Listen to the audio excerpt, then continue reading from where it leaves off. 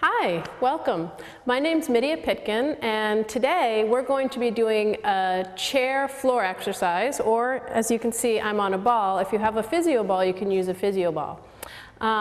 So this little program is intended for if, let's say, your feet are bothering you, so you can't be on your feet, or for whatever reason, you want to be doing a little bit more of a low-key workout. Although, if done right, these exercises are effective. If you are new to exercise, you may want to Google PAR-Q and just answer the questions there and see if you should be seeing a doctor before you start exercising or not. It's a nice, quick way to sort of check in about if you have any red flags that mean you should be seen first. So, as I said, it's a chair floor series, so all you need is either a chair or a physio ball. And I'll just say a brief thing about how to know if physio ball is the right size for you. Ideally, when you're seated on it, you want your thighs parallel to the floor when your calves are perpendicular to the floor. So if it's a little big or a little small, no big deal, but just a good thing to know. And then the other things that you should have are a little bit of padding, because we will be on our knees, and you always want to be sure to protect your knees. And it could be a pillow. I have a folded up yoga mat here. Could be any sort of exercise mat, or if you're on thick enough carpet, that's fine. And then today I'm using as my weights 2 little rolled up yoga straps. And part of why I'm using these is just to say, as long as you have 2 equally weighted items, so it could be 2 cans of beans, 2 tuna cans, whatever, that works as weights, or 2 little handheld weights. And if you don't have weights, you even can do the exercises just using the weight of your arms. So I think that covers the intro. Let's get started. So first, just adjust yourself in your chair so that you can sit up. You don't want to be just leaning back and slouching, but come to an upright position and not using the back of the chair, so you're actually holding yourself up. And just take a moment to, if you feel comfortable closing your eyes, close your eyes, or not, just take a moment to begin tuning into your body and tuning into your breath.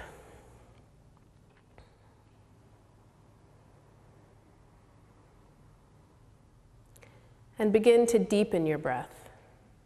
Slightly longer inhales and slightly longer exhales. And as you deepen your breath, just take a moment to let the day fall away and sink into the here and now, sink into your body, and take this time for you to do something good for yourself. And inhale your arms up, and exhale down. Imagine your arms are floating up on the inhale and floating down on the exhale. One more time, the movement growing out of the breath.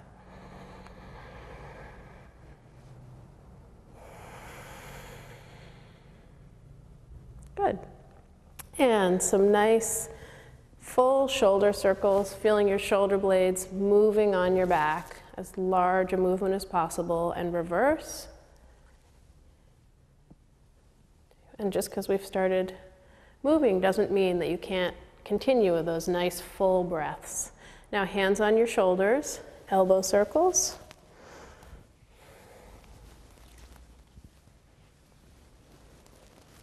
And reverse.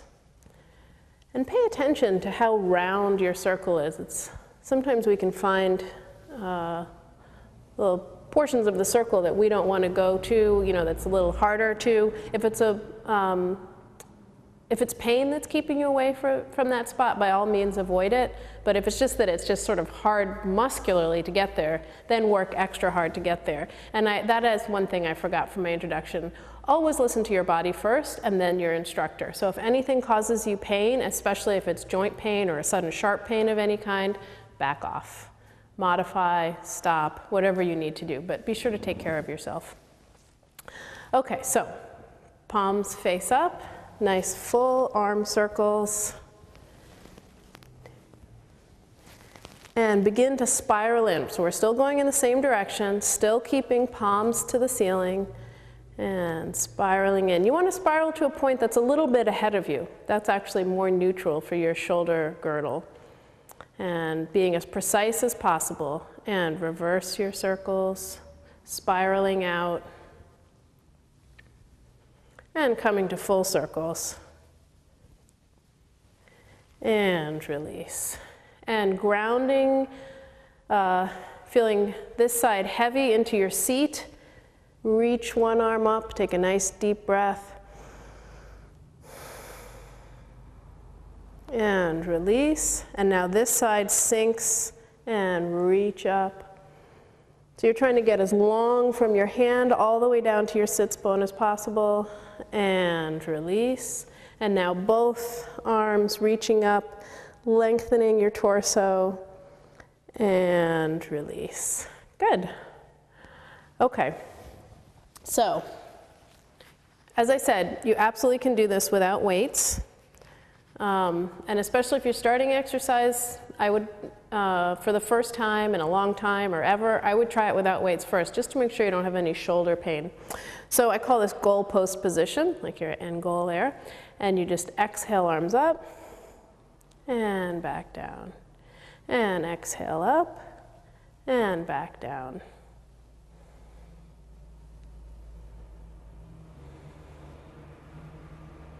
Try to keep your shoulders from coming up like this with your arms. It's just your hands reaching up. Exhale up and back down. We're going to do 6 more. Unless, of course, this is causing pain, in which case you should stop. And 3 more. And exhale up. And last one. And release. Nice. Okay. You can put your weights aside.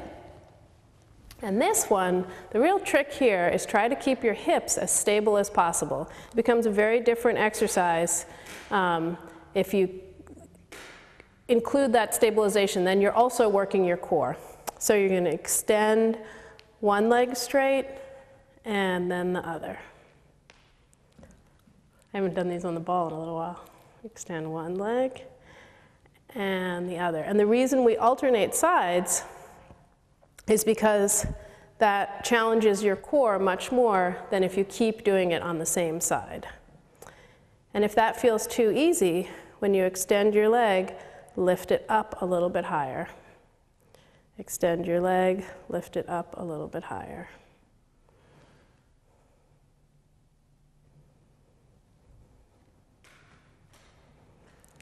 And another thing is when you're really trying to stabilize and engage your core, it can be extra easy to forget to breathe. So exhale as you extend.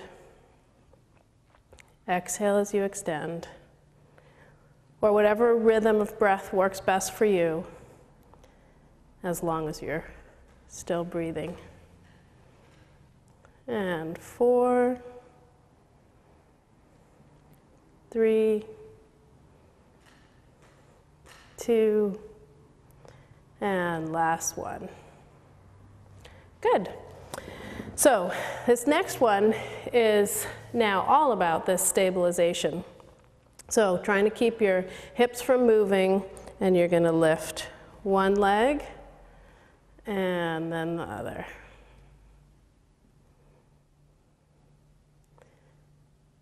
So you have to lean a little if you're on a ball, so that the ball doesn't roll away from under you. But if I don't do anything, there's all kinds of stuff that goes on here, as opposed to if I really use my abdominals and lock everything in place. Still breathing.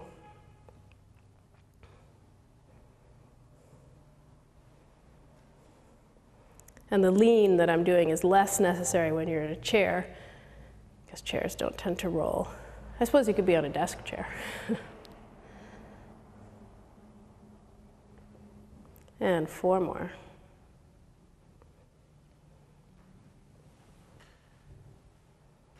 And 2. And last one. Good. Okay. So now we're going to switch to using the mat. If you are using a chair, you want the back of the chair here, so you're leaning sideways over the chair. And with a ball, you can actually lean on the ball. On a chair, that would not be so comfortable. So on a chair, you can go on your forearms.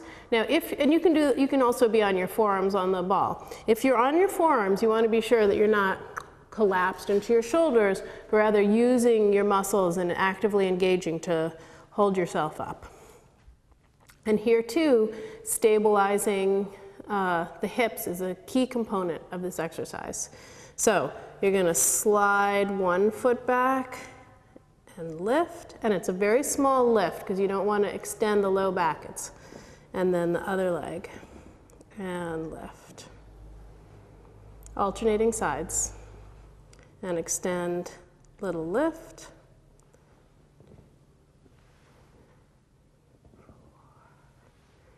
And as always, breathing.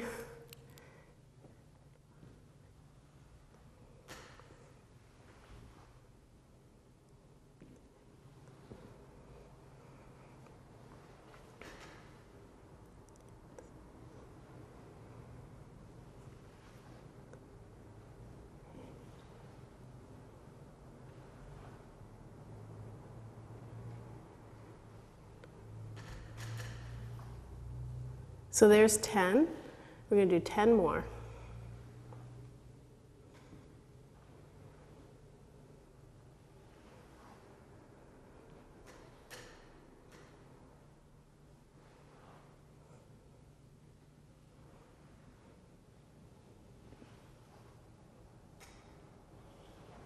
Abdominals lifting towards the spine.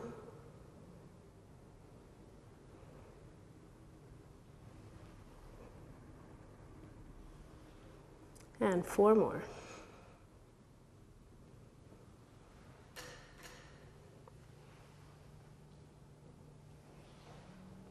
Last 2. And 1. Good. So keeping padding under your knees. You can move away from your chair or move your chair away or cast the ball aside. I'm going to roll it that way. And come to all fours. Now, if you have not been weight bearing on your arms for a long time, really make sure to keep behind your hips so you are holding up less weight, just to protect your shoulders. If you have been weight bearing on your arms, then you actually want your hips over your knees. And here, it's that same thing of trying to keep from shifting, and you're going to reach one arm and leg and back in, other arm and leg and back in, shoulders away from your ears. And I'm sliding my foot along the floor and then lifting. This helps to prevent a hip shift, because if I lift my knee, I've already shifted my hips. So instead I slide out and back in, slide out and back in.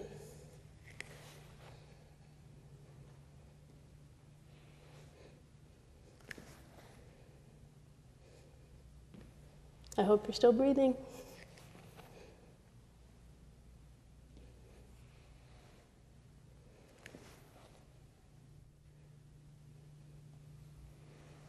We're going to do 4 more.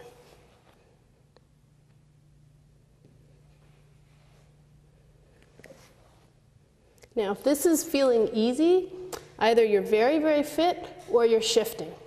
So really pay attention. If you feel all these adjustments when you're going back in,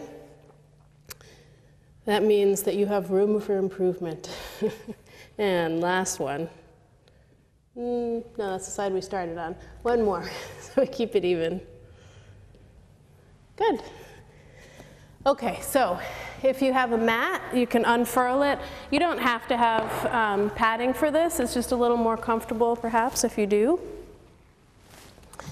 And then lie on your side.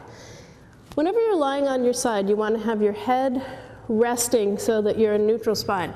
A lot of times people will do this, and this is far from a neutral spine. It's cranking your neck. I don't recommend it. Then the other thing is you want to be sure that you're straight. Oftentimes people will lie like this so that they're bent at the hips, their feet are forward. So you should only, just see your toes down there, but basically you're just checking to see that this hip joint is flat rather than flexed. And then you're going to roll your top shoulder forward enough so that you need your hand to keep from just rolling right onto your stomach. And then from there, you're going to lift your leg behind you. If you can't get your leg behind you, you probably need to bring your shoulder and your top hip further forward. And then you're going to lift back, and then you just come back to the starting position. Exhale as you lift back. If you feel like you've got all this covered, then you can add a little bit of external rotation, reaching your little toe around and back behind you. And exhale.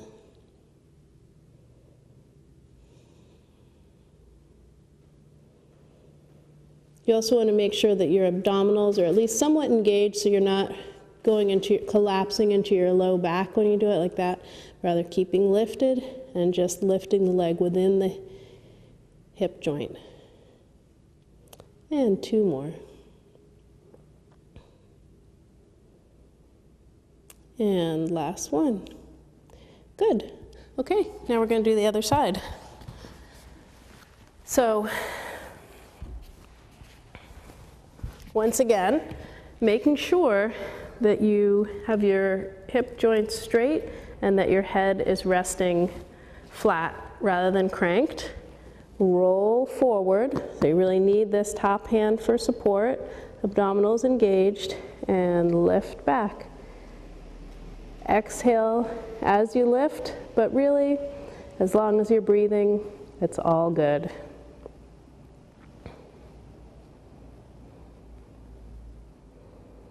So if you are feeling this on the front of the thigh, try and come further forward.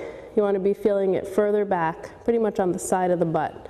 This one targets the glute medius, which is a particularly important muscle if you ever have had iliotibial band issues. Getting this muscle activated enables the tensor fascia lata, which attaches into the iliotibial band to release, and so you have less tightness in the iliotibial band. And one last one. Good. Okay, so let's do our other side lying exercises. This one, I'm going to show you some rotator cuff exercises. And for these, again, you don't have to have weights, although I do recommend adding some weight, but not very much.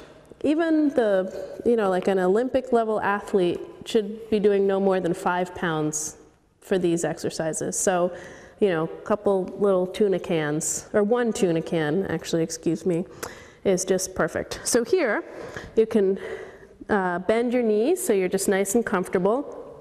And you're resting your elbow on your side, and I have my arm bent to about 90 degrees, and then I'm just going to pivot up and slowly lower down.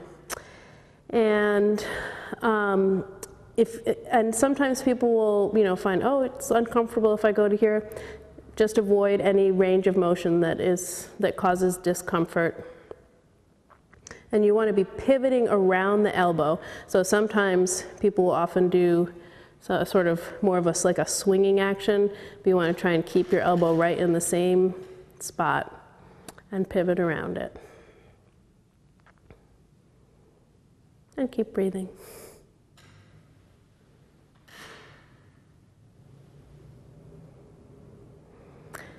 Another thing that you can do if you're exercising at home, instead of using your arm to support your head, you also can use a pillow, which is even more comfortable. It's always good to make exercise as pleasant as possible. We're going to do 3 more of these. And 2. And last one. And now we'll do the other side. So rotator cuff muscles are a little group of muscles that support the shoulder joint, stability in the shoulder joint. And it's very important to give them a little attention on a regular basis. So once again, arm bent at a 90-degree angle and just pivoting around your elbow. So this particular exercise is working external rotation.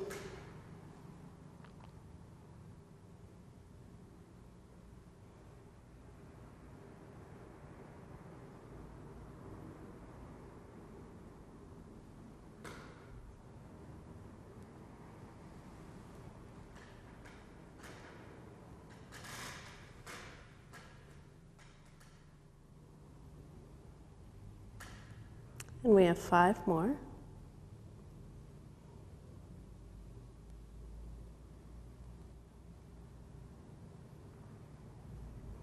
And 3. And 2. And last one. Good. So now we're going to lie face up. And the internal rotation, I'm actually not showing you today because the version of it, if you are using weights, is very awkward. It's lifting towards the midline. So if you have resistance tubing, then I highly recommend doing it, and you just attach the resistance tubing like to a doorknob, and then you pull towards the midline. This one that we just did is going away from the midline. So if you were doing the internal rotation, then you'd be pulling towards the midline. But the internal rotation requires much more weights than external rotation. So moving right along. Here is my favorite abdominal exercise. I call it marching. So you want to narrow your abdominals. It's as if you're trying to fit into, like, zip up 2 small pants, just pull everything in, and then you're going to maintain that narrowing throughout the exercise. So the first level, after you've got that narrowing going, is you lift one knee and you hold on to that knee. Don't let anything shift. Lift and lower. The 2 common mistakes here are to let the abdominals pop forward when that second leg lifts, or to let your body shift. So if you feel your weight shifting on the floor, try to prevent that from happening. And then you do the other side. Lift. I'm monitoring that my abdominals are staying in, using one hand, supporting with the other hand. Now, if this, you've got it, it's all good. The next level is to alternate sides. So still monitor that you're not shifting. So you lift one leg, then the other, first leg goes down, then the other. And then the leg that just landed comes up, so you keep alternating sides, which is leading first. If this feels easy peasy, just don't lift your leg as high. As soon as you start to feel your abdominals pop forward or your weight shift on the mat, that is your sort of, tipping point of where it's a little bit too hard. And as long as you can, just peel it back a teeny bit so you can just maintain that narrowing and keeping from shifting, that's the level at which you want to be working.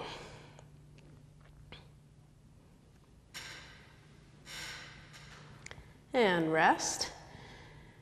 And then if you're doing the first version of this where you're holding on with one hand and then lifting and lowering, continue to do that one. If you've been doing the second version, then I want you to also add arms for our second set. So then you reach your arms up, you're going to lift one leg and then the other, and then you're going to reach opposite arm and leg away. So you can reach that foot very high up. That's a more modified version. Again, making sure you're not losing the narrowing. If that's easy, then you're going to reach your leg the further you reach your leg away from you, the longer a lever it is, the more of a weight that you are resisting. So you can keep going with that, or as I said, the other version is lift, holding onto the leg, and then the other side, holding here, lift, and lower. And breathe. Extra hard to breathe for this one. So we're just going to do a few more of whichever version that you're doing. And you may want to pause for a moment in between each one to re-narrow. And once more on each side. So I'm going to re-narrow.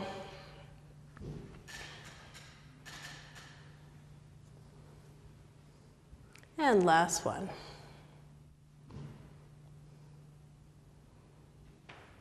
And release. Good.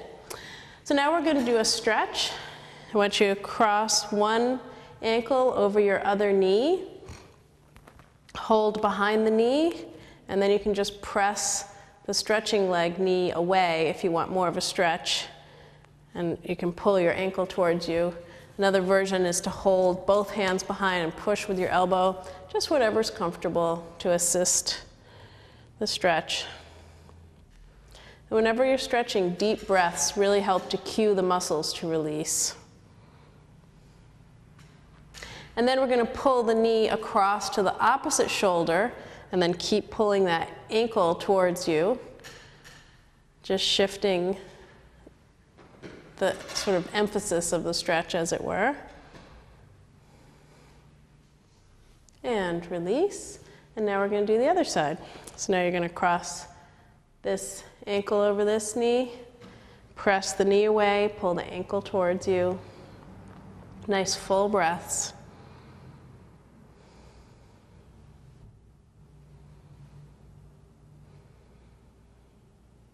And now pulling the knee across to the opposite shoulder, and the ankle also pulls. Because if you just do this, you're not going to get much stretch, but sort of basically the whole calf pulling diagonally across. Ideally, keeping your stretching hip on the ground. If you pull over to the side like that, you're not increasing the stretch, you're just rolling over.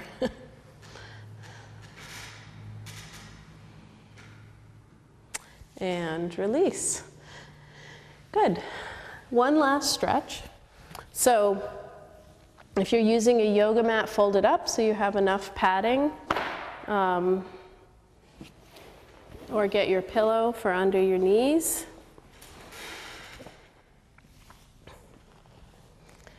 And for this stretch, you want to bring one leg forward, and you want to do a fairly wide stance. If you're doing a narrow stance, then you have to maybe struggle to keep your balance. And that goes counter to the stretching. You want to be able to relax into the stretch. So here, you're going to pour your pelvic bowl forward. You've got like this bony bowl at the bottom of your torso, so you pour that forward, and then think of pouring it behind you, getting a stretch in this hip here. Once you've found the stretch, if you want to increase it a little more, you can shift forward. And again, breathing into the stretch, using your abdominals to keep pulling. It's called a reverse pelvic tilt to get this opened up here. And now we'll do the other side. So again, nice, yoga strap came with me. So again, nice wide stance, pouring the pelvic bowl forward and then pouring it back till you get a stretch in here, and then shifting forward if you want more stretch after you've gotten that opened. And nice full breaths.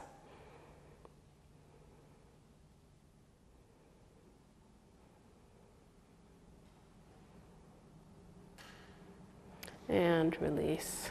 Nice work. Thank you so much for joining me today. You can find out more about my work. I also post various information about exercise on my website, which is listed on the screen below. And then you can also find more videos and exercise classes in the Belfast area on the Waldo County General Hospital website. which is now listed at the bottom of your screen. So I hope you check out more of the resources that are available to us, and thank you so much for joining me today. Have a great day. Bye.